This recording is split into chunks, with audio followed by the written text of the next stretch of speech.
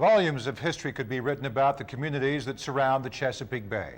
But one tiny waterfront town has remained a well-kept secret. It sure has. It's called Highland Beach on Maryland's eastern shore, the first black township in Maryland and the oldest resort founded by freed slaves in the United States. It's one part of black history you won't find in most textbooks.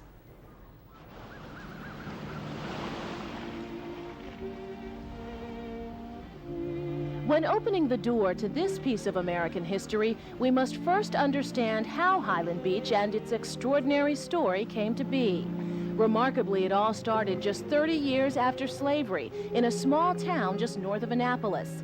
That's where a Civil War veteran and politician named Charles Douglas and his wife Laura tried to catch a glimpse of the Chesapeake Bay, but they were denied access to the waterfront and to food because of their race. So they walked across this creek here and came across and met an African-American farmer by the name of Daniel Bashirs, who actually owned all this land. With help from his influential father, Frederick Douglass, an abolitionist and author, Charles Douglas purchased the black farmer's property with its sweeping view of the eastern shore.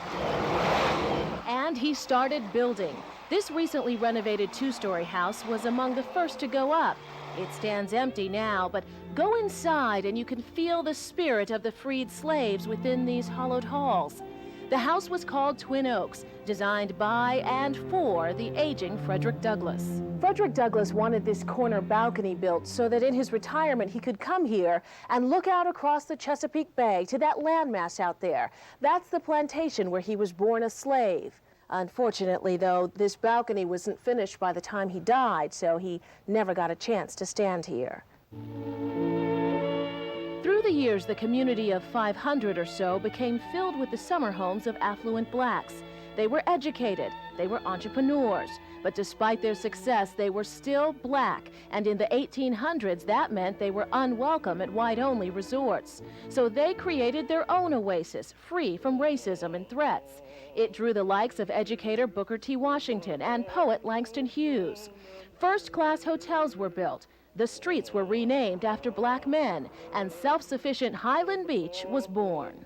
Residents planted fruit trees and raised chickens for food. They held boat races, tennis matches, and studied at Sunday school.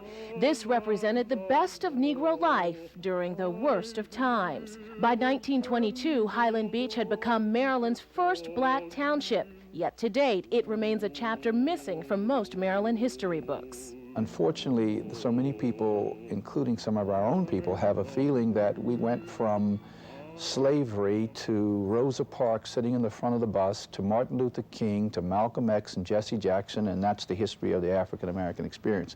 And of course, this shows there was a lot more. 3 generations later, Highland Beach is still 90% black. Descendants are fighting to preserve their history and get it in the textbooks so black kids can grow up proud of their heritage. They're turning the Douglass home into a museum, making room in this community for the old and the new. New residents like environmentalist Norris McDonald and his son. For a small child that's 5 years old, it's great for him. He can go out on the beach and play around with shells and wood, and he can learn about crabs and oysters and just the health of the bay. Jingle-ling-a-ling, jingle-ling-a-ling. It's great. It's just great. Highland Beach remains private and self-governing. They elect a mayor who knows everyone by name and keeps a rolling eye on things, while a town council drafts their laws, simple rules like where to park or walk the dog.